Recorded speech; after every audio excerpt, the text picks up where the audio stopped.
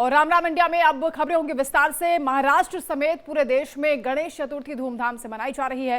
Reliance industries limited के chairman Mukesh Ambani के घर पर भी गणेश चतुर्थी का यह त्योहार धूमधाम से मनाया जा रहा है। इस मौके पर एंटीलिया को खास तौर पर सजाया गया। महाराष्ट्र के मुख्यमंत्री एकनाथ शिंदे भी मुकेश अंबानी के घर पहुंचे, जहां उन्होंने बप्पा के दर्शन किए और प्रदेश की खुशहाली और अमन के लिए आशीर्वाद मांगा।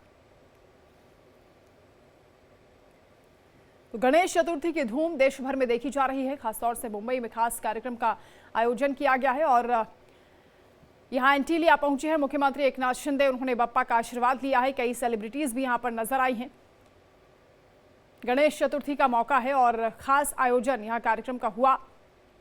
गणपति बप्पा का आशीर्वाद लिया जा रहा है, उनसे प्रदेश की खुशहाली की कामना की गई है। मुकेश अंबानी के घर पर एंटीलिया में गणेश चतुर्थी का ये भव्य कार्यक्रम हुआ। सिर्फ मुख्यमंत्री एकनाथ शिंदे ही नहीं, इस मौके पर अंबानी परिवार की छोटी बहू राधिका मर्चेंट भी खास अंदाज में दिखाई दी। पारंपरिक लिबास साड़ी में राधिका नीता अंबानी के साथ मीडिया के सामने पोज देती हुई नजर आई। अनंत अंबानी से शादी के बाद राधिका की एंटीलिया में ये पहली गणेश चतुर्थी है जहां वो समारोह में शिरकत करती हुई नजर आई हैं। तो गणपति बप्पा से उन्होंने आशीर्वाद लिया है। पारंपरिक लुक में राधिका मर्चेंट दिखाई दी। शादी के बाद उनकी ये पहली गणेश चतुर्थी और गणेश समारोह की धूम देखी जा रही है।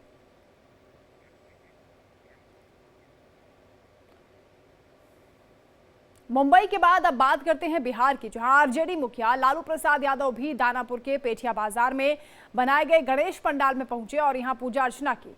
यहां उन्होंने फीता काटा और गणपति उत्सव की शुरुआत की। इस दौरान गणपति बप्पा मोरया के जयकारों से पूरा माहौल भक्तिमय हो गया। हालांकि इस दौरान लालू से मिलने वालों की भी होड़ लग गई। लालू ने गणेश उत्सव के मौके पर देश और प्रदेशवासियों को बधाई दी है। तो लालू यादव ने गणेश उत्सव की शुरुआत की। रिबन काटकर उन्होंने कार्यक्रम का आगाज किया। इस दौरान उनके जो समर्थक हैं वो बड़ी संख्या में पहुंचे और उनसे मिलने की होड़ में दिखाई दिए। गणपति बप्पा मोरया के जयकारों से पूरा पंडाल गूंज उठा। वहीं जयपुर के मोती डूंगरी मंदिर से भी गणेश उत्सव की बेहद खूबसूरत तस्वीरें सामने आई हैं, जहां भगवान गणेश के दर्शन करने वालों की लंबी कतारें लगी हुई दिखाई दी। तस्वीरें आप देखिए, फूलों से पूरा मंदिर सजा है। मोती डूंगरी मंदिर की तस्वीरें हैं, जहां श्रद्धालु किस कदर यहां पर पहुंचे हैं वो तस्वीरें बयां कर रही हैं। बेहद उत्साह के साथ गणेश चतुर्थी का त्योहार देश भर में मनाया जा रहा है। अलग अलग हिस्सों की तस्वीरें आपको दिखा रहे हैं। ये जयपुर की तस्वीरें हैं। गणेश उत्सव के लिए श्रद्धालु बड़ी संख्या में पहुंचे, बप्पा का आशीर्वाद लिया है। कोई भी शुभ काम करने से पहले भगवान गणेश की ही पूजा अर्चना देश में की जाती है और गणेश चतुर्थी के मौके पर खासतौर से उनका आशीर्वाद लेने के लिए भक्तों की लंबी कतारें लगी।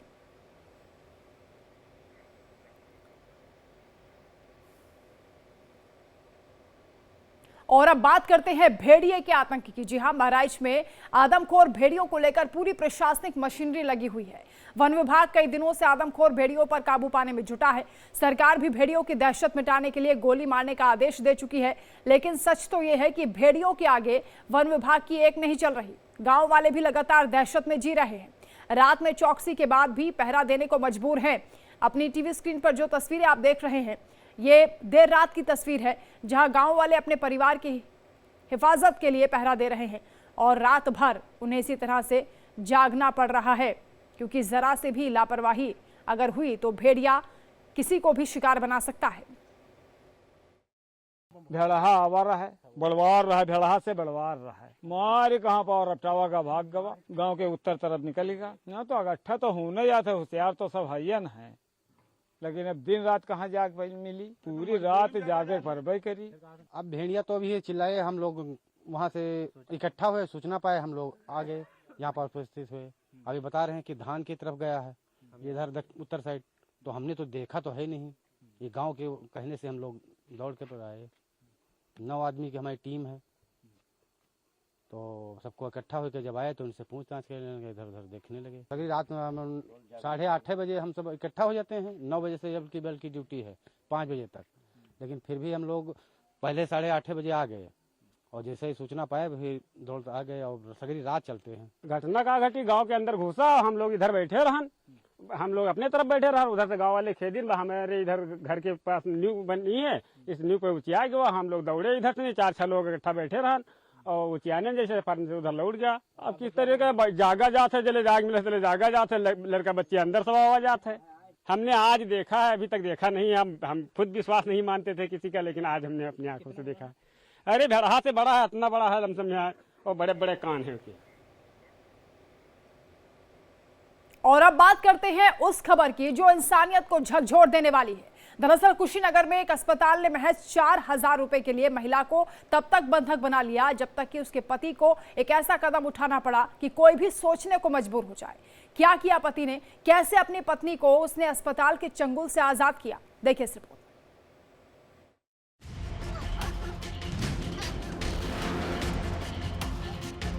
इन आंसुओं के पीछे वो मजबूरी है जो चुनावी वादों और विकास के दावों के आगे गिरवी है। जीने के लिए अगर सिर्फ पांव के नीचे जमीन और सिर के ऊपर आसमान चाहिए होता तो शायद इस महिला को कभी रोना नहीं आता।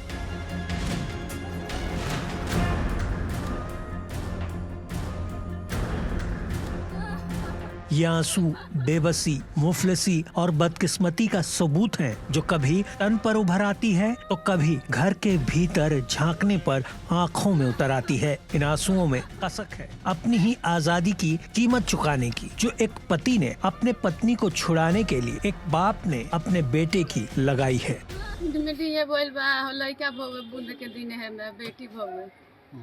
आके भर्ती उर्ती हो गई जाए, अब बस कहती है कि हम छोड़बे ना करम, पैसा दे जाए तो 20,000 में लड़का बेच के अपन हम पैसा इनका 4,000 रुपया गन के तब हम घरे गए। 4 गो 5 गो लड़का बड़ा सो खैले बिना मुँह तड़ा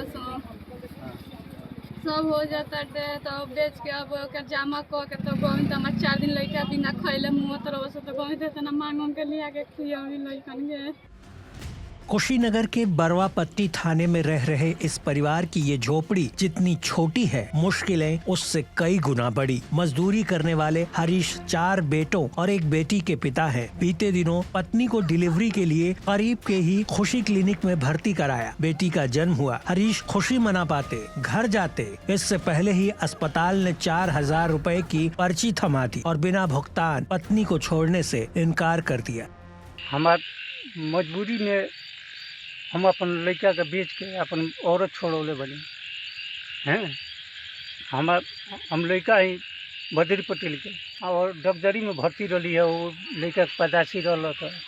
अब वही हम बंधक में रही है तो 4,000 रुपया में छोड़ा के लिए है। 20,000 गांव के नाम तो निखन बतौले हमने। रुपयों का कोई इंतजाम न देख हरीश मजबूर हो गए, लिहाजा एक बिचौलिए के उकसाने पर अपने ही बेटे का सौदा 20,000 में तय कर दी। पत्नी तो घर आ गई लेकिन बेटा चला गया। इस बीच हरीश के हालात का वीडियो वायरल हुआ। एक सिपाही मदद के लिए आया तो उसने भी बचे 16,000 रुपए में से 5,000 रुपए की सेंध लगा डाली।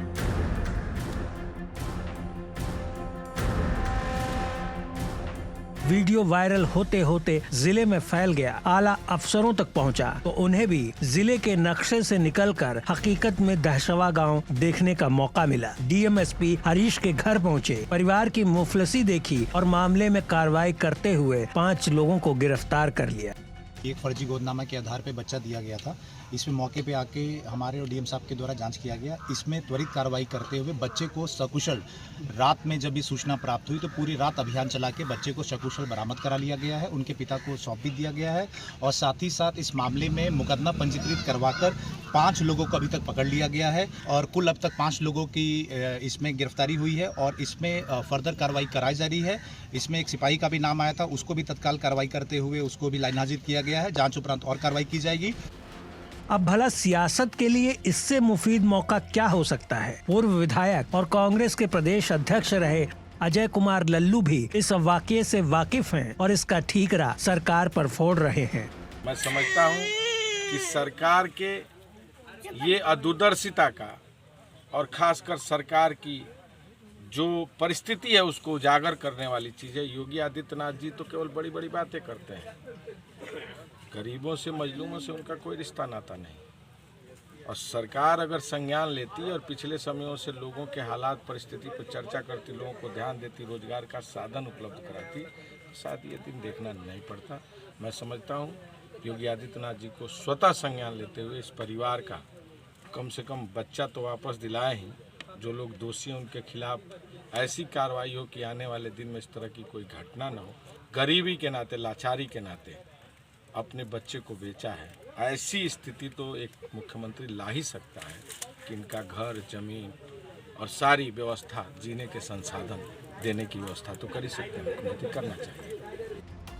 मुफलसी सिर्फ सरकार की सहूलियत पर नहीं टिकी होती। ये बात अजय कुमार लल्लू नहीं समझते, भरोसा नहीं होता। किसी गरीब की बेबसी सिर्फ सत्ता का सवाल नहीं होती, समूची सियासत का होती है। क्योंकि हकीकत यही है कि हरीश जैसे लोगों की गिनती न कभी गरीबी रेखा से ऊपर निकलने वालों में हो पाती है, न गरीबी रेखा के नीचे दबे रहने वालों में। क्योंकि योजनाएं तो आती हैं मगर झोपड़ी देखकर लौट जाती हैं। कुशीनगर से शिवाकांत पांडे के साथ ब्यूरो रिपोर्ट, इंडिया डेली।